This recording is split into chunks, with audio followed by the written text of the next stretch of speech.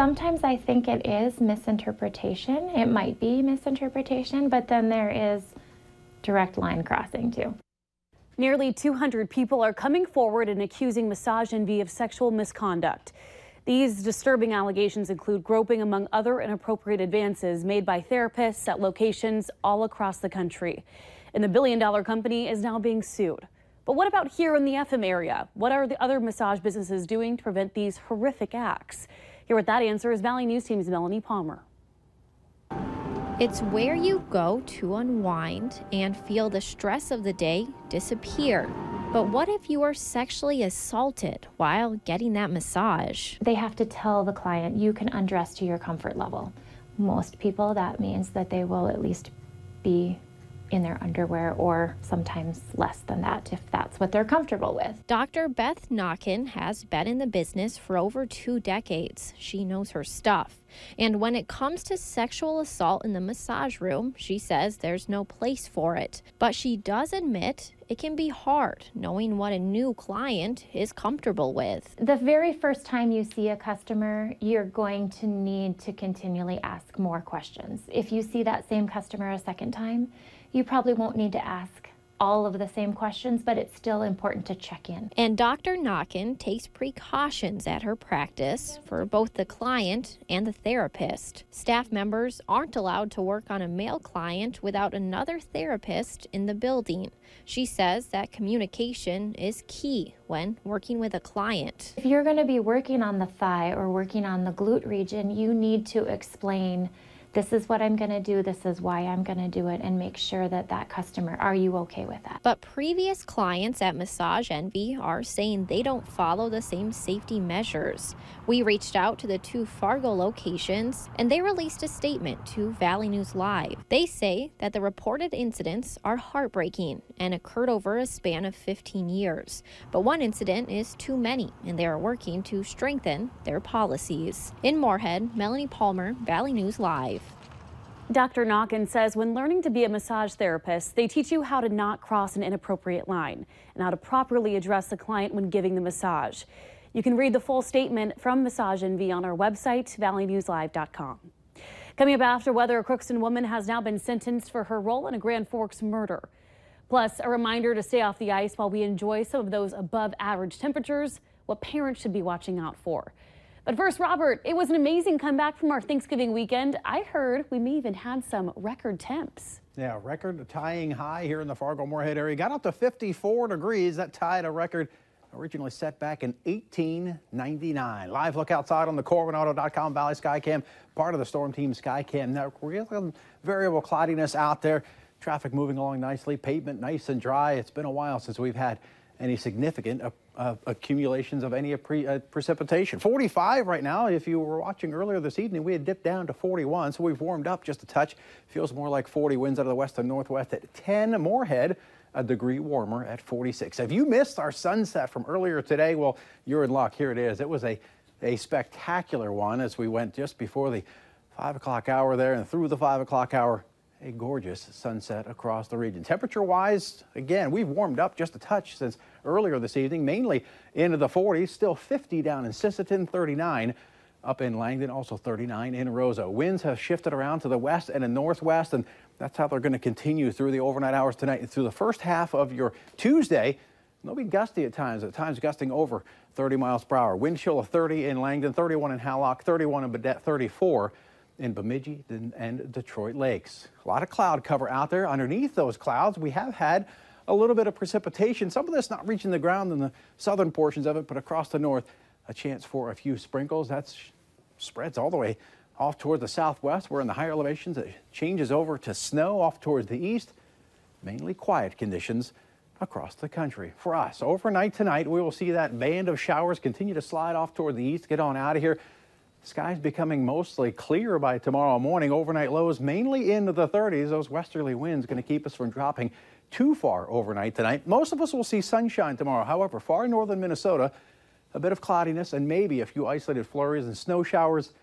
Tomorrow a bit cooler than today with highs in the 20s across northern Minnesota, 30s and 40s elsewhere across the region. By tomorrow evening, we'll cool it back down into the 20s across the board.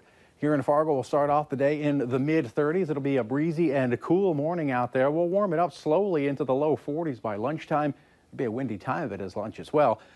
And by the end of the day, some mid-40s, so about 10 degrees colder than we saw today. Picture of the day, a gorgeous shot of Lake Julia sunrise. This is near the Buena Vista Ski Resort up in Bemidji. Thanks to Alette for sending that in. Going to use that as the backdrop to our 7-day forecast. Tomorrow, breezy and a touch cooler.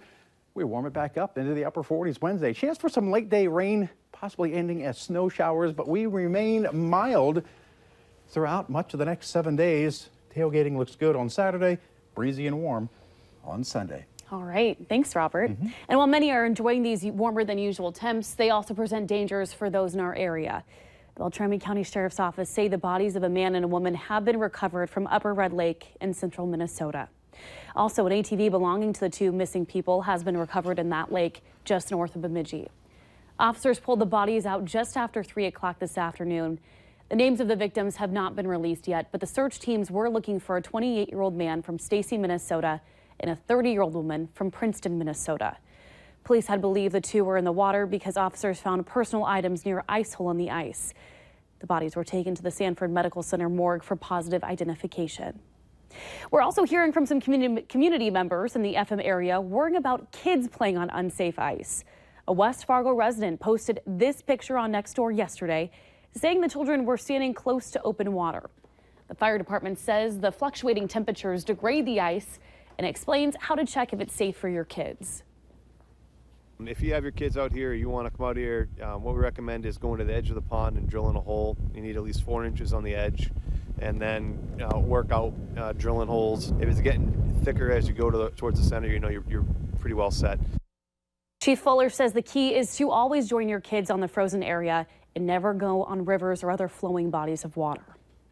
New for you now at 9, the West Fargo School Board accepted the proposal to move nearly 1,000 elementary students for the 2018-2019 school year. The decision happened at tonight's meeting. The vote was 6-1 in favor of the proposal. Officials say the change is due to the addition of Willow Park Elementary on the north side of the district, the return of kindergarten students to their neighborhood elementary schools, and a need to balance enrollments. The change impacts 963 students in grades 1 through 5, which is about 20% of the district's total elementary population. If you want to find out if your child is affected, be sure to click on this link attached to this story on valleynewslive.com. A fugitive wanted out of North Dakota is behind bars after leading police on a chase in Panama City Beach, Florida over the weekend. Ryan Swarley is wanted on federal charges. The truck Swarley was driving had an Arizona license plate. As the pursuit made its way to the pier, he reportedly hit 2 cars on Front Beach Road, sending one person to the local hospital with minor injuries. A deputy was able to stop the driver at the Bay County Pier. Officials say Swarley has been taken to the county jail. A Crookston, Minnesota woman will serve nearly 6 years in prison for trying to cover up a killing at a North Dakota truck stop. 33-year-old Lori Ortiz was charged as an accessory after the fact in the shooting and the death of 24-year-old Austin Forsman. Forsman was shot as he sat in his vehicle outside of the Flying J truck stop in Grand Forks in March of 2016. Authorities say the killing was drug-related, and the investigation resulted in 13 indictments in federal court. Authorities say Ortiz was involved in destroying or attempting to destroy cell phones in an effort to help those involved in the killing. 3 NDSU football players have been dismissed from the team for violating team rules. Freshman quarterback Henry Van Dellen, senior safety Darren Kelly, and freshman receiver Sean Engel are no longer with the team. Head coach Chris Kleinman made the announcement today, but would not give any more details as to what rules the players broke. All 3 players were backups on the team and were not expected to play a major role in the Bison's FCS playoff game this weekend against San Diego. Backup wide receiver Dallas Freeman was suspended for this weekend's game, but will return to the team if the Bison move on in the playoffs. Police in Grand Forks say it's the biggest drug bust in years and involves 2 UND students. The Grand Forks Narcotics Task Force had been investigating for some time a house where those students lived. Cops seized 60 pounds of weed as well as a semi-automatic rifle, 70 grand in cash, and numerous pills. The cost of the drugs is estimated at over $330,000. The 2 UND students from Minneapolis, 21-year-old Cade Hoban and 20-year-old Mark Hildahl, were arrested. They were living in a neighborhood behind the Salvation Army just north of University Avenue. Charges have been forwarded to the Grand Forks State's Attorney. The Park River community is mourning the loss of a pillar in the veterinary world. Dr. Gerald Dahl, better known as Doc, was one of the first vets treating livestock in northeast North Dakota. He died in a car accident late last week. The future of his vet clinic in Park River is now uncertain. They're waiving all adoption fees for the cats and dogs that need those homes, and those that worked with him say that he dedicated his entire life to the profession and that you won't find many people like Dr. Dahl. A ceremony will be held this coming Saturday to honor Dr. Dahl's life. Take a look at this. Police in Grand Forks are looking for reckless drivers speeding over this dike. Why this is causing concern for residents, still ahead tonight.